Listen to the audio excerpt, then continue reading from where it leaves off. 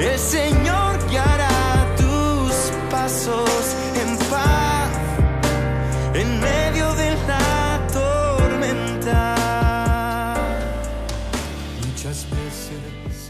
Estimados amigos y hermanos, he recibido en los últimos días bastantes preguntas sobre acontecimientos que van a venir, eventos que van a producirse en relación con la Iglesia y en relación con el mundo. No hay duda que el problema que estamos viviendo en este entorno social de nuestros días con la pandemia mundial del coronavirus despierta ciertas inquietudes en muchas personas que desean conocer algo más acerca de los eventos futuros. Por eso, con la ayuda del Señor, vamos a empezar una serie que va a tratar, va a tocar, va a considerar estos aspectos futuros de los eventos que van a producirse conforme a la palabra de Dios. Vamos a abrir la Biblia y estudiar algo acerca de lo que ella revela proféticamente sobre el tiempo venidero. No podemos olvidar que la Biblia es la revelación que Dios hace de sí mismo para ser conocido. En la carta a los Hebreos, en la epístola a los Hebreos, en el capítulo 1, leo estas palabras, versículo 1, Dios, habiendo hablado muchas veces y de muchas maneras en otro tiempo a los padres por los profetas, en estos postreros días nos ha hablado por el Hijo a quien constituyó heredero de todo y por quien asimismo hizo el universo. Por tanto, Dios ha hablado. No ha guardado silencio nunca, porque el interés de Dios es que el hombre le conozca. Jesucristo dijo que la vida eterna consiste en conocer al Padre y al Hijo. Dice literalmente en Juan capítulo 17, la vida eterna es que te conozcan a ti, el único Dios verdadero, y a Jesucristo a quien tú has enviado. De manera que el Dios de la gracia, de la bondad, de la misericordia, se revela. Y lo hace primeramente de una forma sencilla, yo diría simple, pero muy eficaz, muy eficiente, muy activa, muy real, por medio de la naturaleza. Pero de forma especial Dios ha dicho quién es, cómo es, qué quiere hacer, cuál es su proyecto, cómo quiere ser adorado, y lo estableció a lo largo de los años en la palabra suya por medio de los profetas. No existen hoy revelaciones nuevas acerca de Dios. Dios envió a su Hijo Jesucristo, nuestro Señor, al mundo. Y nos dice el escritor de la carta a los Hebreos que el discurso definitivo de Dios se llama Hijo. ¿Queremos saber cómo es Dios? Miremos a Cristo. ¿Queremos saber cómo ama a Dios? Miremos a Cristo. ¿Queremos saber la omnisciencia de Dios? Miremos a Cristo. Desde que Cristo vino al mundo, Dios guarda silencio en cuanto a revelación personal sobre sí mismo, no así sobre acontecimientos que van a venir, sobre eventos futuros, sino específicamente sobre Él. Quiero hacer una primera advertencia en un mundo lleno de interpretaciones subjetivas. Es enormemente fácil oír hoy, especialmente lamentablemente desde los púlpitos de las iglesias, que alguien diga, Dios se ha revelado a mí esta noche y me ha dicho que, y yo voy a deciros ahora lo que Él me dijo, porque es palabra de Dios. Eso no es verdad. Dios se revela solamente por la Biblia. Y es el Espíritu de Dios que conduce a cada uno de los creyentes a una reflexión sincera y seria acerca de lo que Él es y de lo que Él quiere. Que le rindamos de forma de vida, de adoración, de reconocimiento. Y esto lo revela por su palabra. De modo que cuando yo estudio la Biblia, no importa lo que sea, no importa si tiene que ser el estudio de un salmo o tiene que ser el estudio de un pasaje histórico o tiene que ser una revelación profética, la Biblia es un libro que tiene que ser interpretado. Como tiene que ser interpretado, tenemos que preguntarnos, primeramente, ¿qué es la Biblia? Yo sé que todos o la mayoría de los que estáis viendo este estudio esta mañana, tenéis claro que la Biblia es la palabra de Dios. Y que esa palabra de Dios ha sido comunicada a los autores elegidos por Él a lo largo de los años. Y que el mensaje que esos autores humanos, a lo largo de más o menos 1400 años y unos 35 escritores diferentes, todo lo que ellos escribieron ha sido impulsado, comunicado por Dios y constreñido para hacerlo. De manera que cuando yo voy a la Biblia y pregunto cómo ha llegado a nosotros esta revelación admirable, el apóstol Pedro en el capítulo 1 de su segunda epístola y en el versículo 21 dice así: porque nunca la profecía fue traída por voluntad humana, sino que los santos hombres de Dios hablaron siendo inspirados por el Espíritu Santo. No es palabra de hombre, no es reflexión de hombre, no es filosofía humana, no es ciencia humana. La Biblia entera es la palabra de Dios. Ahora notad que el apóstol Pedro dice que estos hablaron siendo inspirados por el Espíritu Santo. Y la primera verdad sobre inspiración está en este versículo. Este verbo inspirar es el verbo empujar, el verbo orientar, el verbo podría ser también constreñir. Dice este versículo de Pedro esta verdad de esta manera: Dios comenzó escogiendo soberanamente la persona que Él determina. En segundo lugar, le da la capacidad para que perciba el mensaje de Dios. En tercer lugar, le exhorta, le invita, le constriñe para que lo escriba. Y todo cuanto ese hombre, esa persona ha escrito es únicamente la palabra de Dios. Puedes verlo en muchas ilustraciones bíblicas. Por ejemplo, abres la profecía de Jeremías y descubres en el capítulo 1 que Jeremías dice: lo que yo estoy escribiendo es lo que Dios me dijo. Palabra de Dios. Pero también dice que Dios lo escogió desde antes de su nacimiento para darlo por profeta a las naciones. Y Jeremías está profetizando y Jeremías tiene serios problemas, como ocurre siempre cuando se predica solo la palabra de Dios. Tiene serios problemas en la sociedad, es despreciado, es aborrecido por las gentes, es castigado injustamente, etcétera, etcétera. Y un día Jeremías, permitidme decirlo de esta forma tan coloquial, se enfada. Y dice a Dios: se terminó. Desde hoy no voy a hablar más en tu nombre, porque mira lo que me ocurre. Me sonrío, porque me imagino al Dios del cielo, el Padre infinito, mirando a Jeremías y diciendo: qué enfadado está hoy este chiquito. Y le dice al profeta: mira, voy a trabajar dentro de ti para que descubras mi soberanía en tu ministerio. Y dice el profeta que sintió un fuego que lo quemaba dentro de sí, era más fuerte que él. Y dice: dice a Dios, y me has vencido.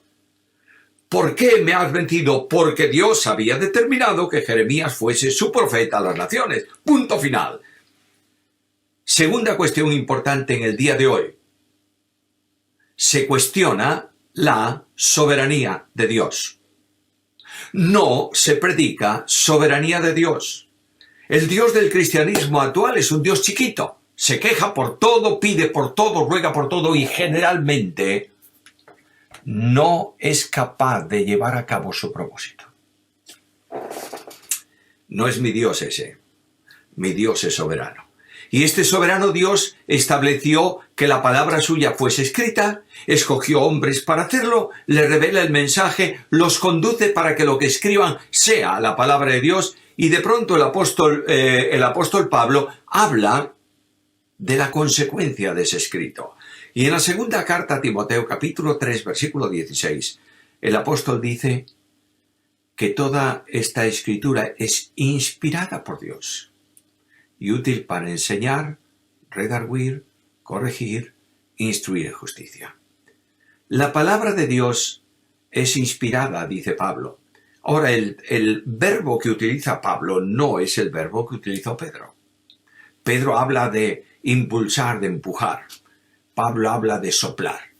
No tiene palabra para expresar esa idea. Y lo que Pablo hace es, permitidme decirlo así, inventarse una, escribir una.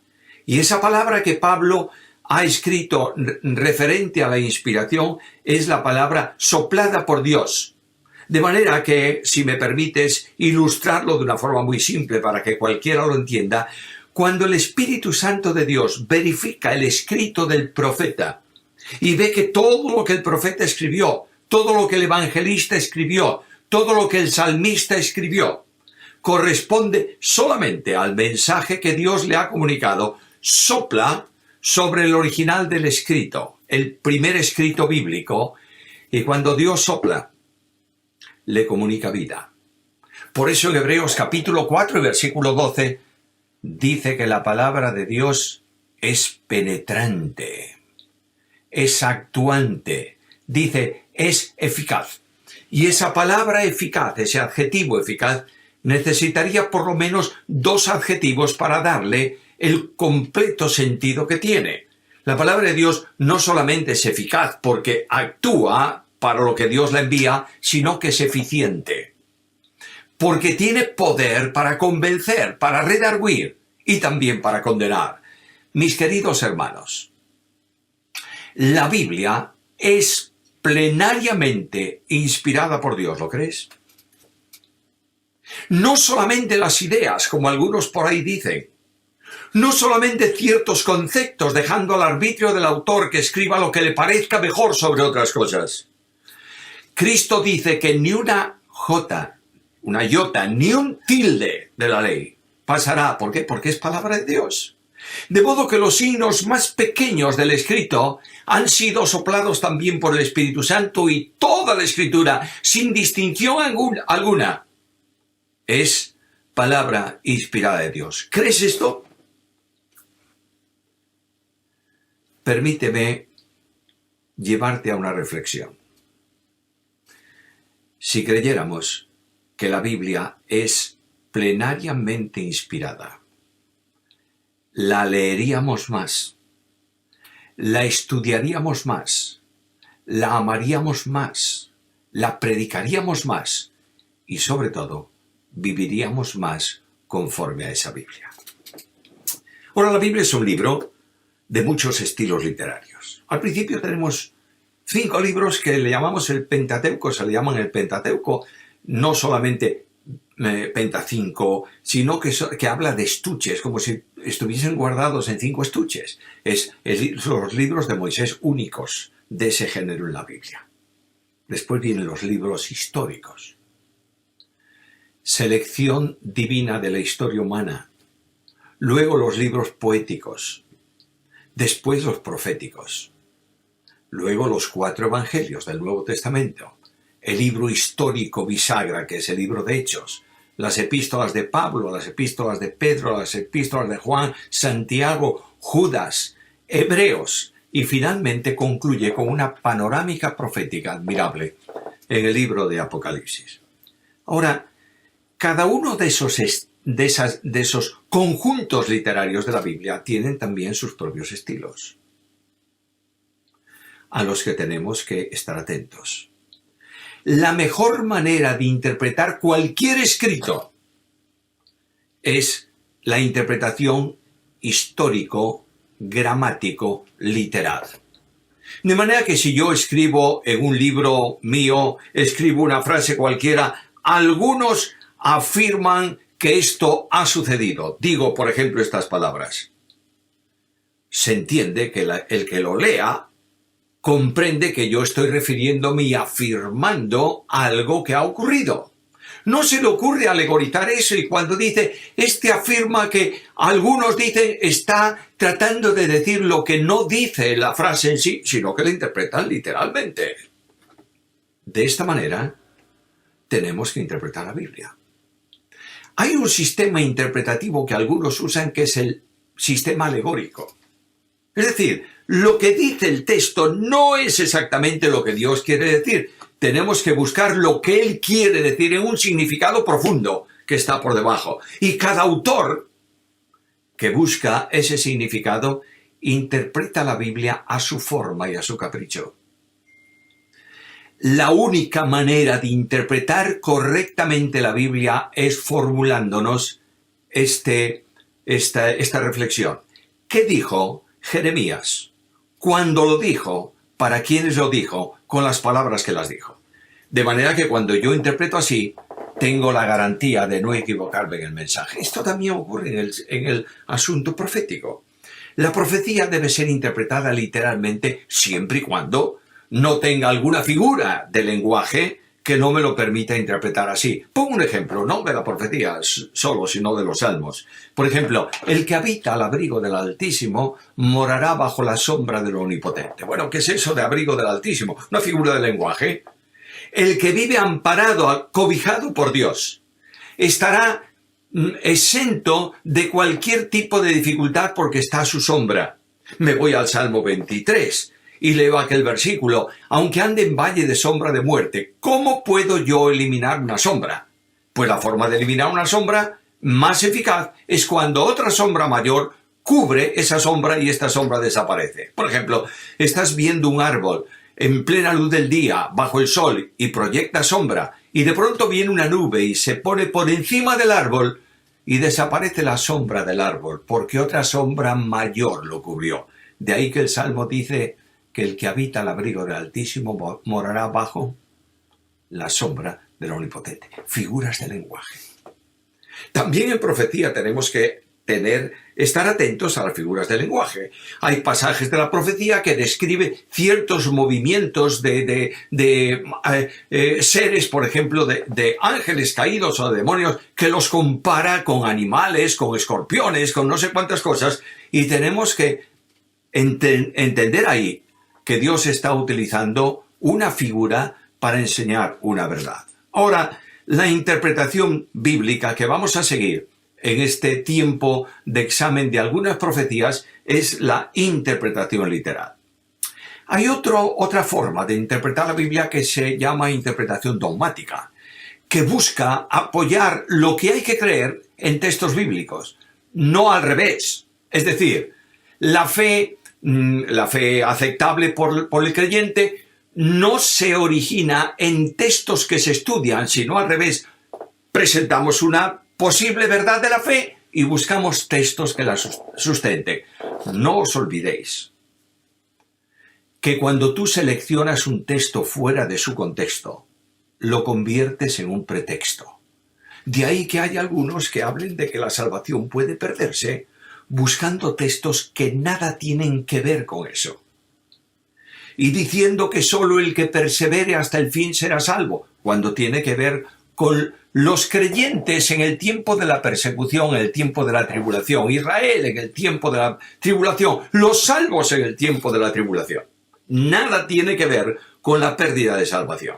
Por tanto, vamos a centrarnos en la interpretación literal de la palabra de Dios.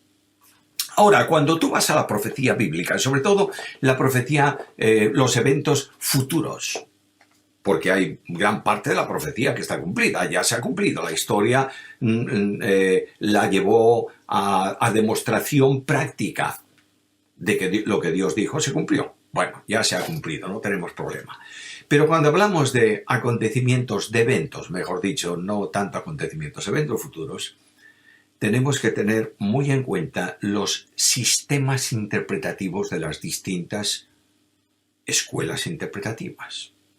Tenemos un sistema de interpretación que se llama el sistema amilenial, en donde ese sistema no cree que el milenio va a existir, que Cristo va a venir a reinar aquí a la tierra y que la resurrección es solamente una al final de los tiempos para justos que van a la gloria y para injustos que van a la perdición.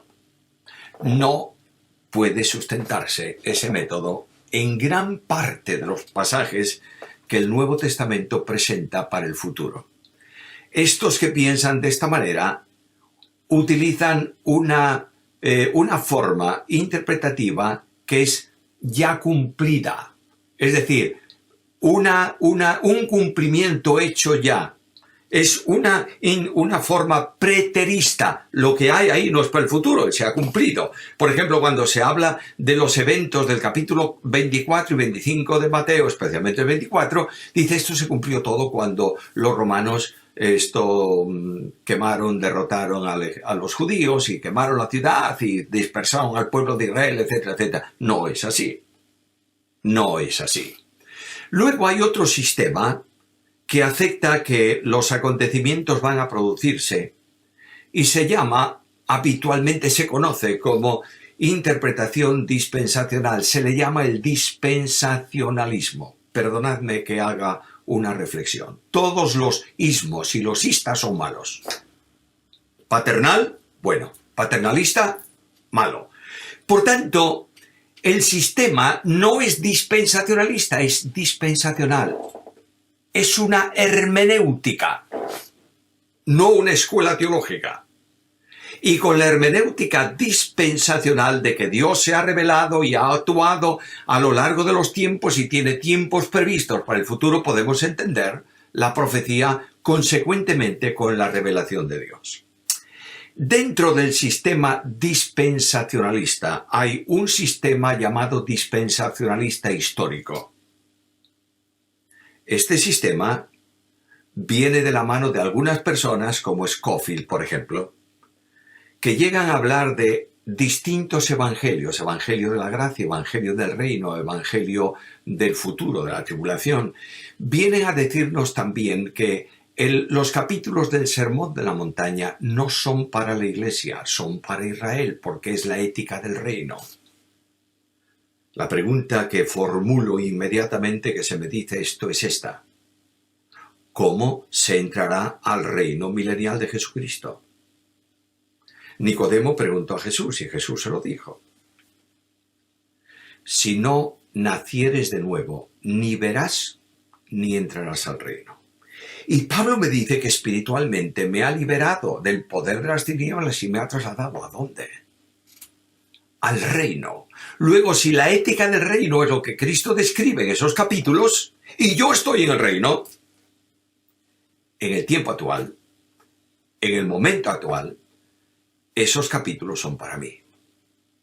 Y la enseñanza de ellos es una enseñanza para mi vida.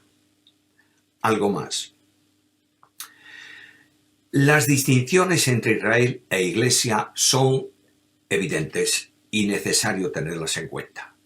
Dios ha prometido a Israel promesas de tierra, bendiciones temporales que no ha podido cumplir o no ha cumplido, no se ha dado el cumplimiento de ellas. ¿Se van a cumplir? Por supuesto. Dios lo ha determinado y durante el reino de Jesucristo esas promesas dadas a Israel, al Israel salvo, van a cumplirse. Pero los hombres no se han salvado de distinta manera a lo largo de la historia. El primer hombre que fue salvo en la tierra después del pecado fue salvo por gracia mediante la fe. Los hombres que se salvan hoy se salvan solo por gracia mediante la fe. Y los hombres que se salvarán, el último hombre que se salve antes de cielos nuevos y tierra nueva, será salvo por gracia mediante la fe. No hay distintos evangelios para apuntar a la salvación. El que cree es justificado, el que no cree es condenado. Por tanto, cuando alguien dice que el evangelio del reino es el evangelio que predicaba Juan, que el evangelio de Juan difiere del nuestro, yo pregunto, ¿cuál era el mensaje de Juan? Arrepentíos porque el reino de los cielos se ha acercado. ¿Solo? ¿Solo eso? Ese es el primer punto. El segundo punto es este: he aquí el Cordero de Dios que quita el pecado del mundo. ¿Es tu evangelio y el mío o no? Sí, porque el evangelio de la Biblia es un evangelio eterno. De la misma manera que el plan de salvación es eterno, que Dios lo realizó y programó antes de ninguna acción suya, antes de que nadie de la Trinidad se exteriorizase, Dios determinó solidariamente salvar al pecador el evangelio que proclama ese mensaje, es también un evangelio eterno, porque sale de Dios y no de los hombres. Ahora, dicho todas estas cosas, tendríamos que ocupar todavía un tiempo más, pero voy a concluir esta introducción al estudio de la profecía, indicándoos que la profecía se estudia no para saber cosas del futuro, sino para vivir a la luz de la esperanza. La profecía es esencialmente una panorámica que el Dios de la historia da de lo que va a acontecer. El Dios de la Biblia es el Dios de la historia. Está sentado en su trono y ejerce soberanía y autoridad. Y el Dios de la Biblia conduce la historia conforme a su propósito y para su plan. Lo veremos cuando hablemos de los imperios que ha habido en el mundo. Y en este momento el Dios de la Biblia sigue sentado en el trono. Y sigue determinando la historia. Y sigue orientándonos y dándonos una panorámica de lo que va a suceder. Pero no hay señales para cuando la Iglesia sea trasladada a la presencia de Dios. Las señales son para Israel y para las naciones, no para la Iglesia. Algunos están, perdonadme la expresión, dispensadme, palabras un poco enfáticas, algunos están locos buscando señales. ¿Y sabes qué va a ocurrir? Va a venir el Señor, los va encontrando buscando señales en lugar de estar esperándolo a Él. Hermanos míos, si la Biblia se estudia para conocer más acerca de cómo vivir consecuentemente con ellas, es una bendición. Si se estudia para saber más cosas y para descubrir asuntos técnicos, hemos perdido el tiempo.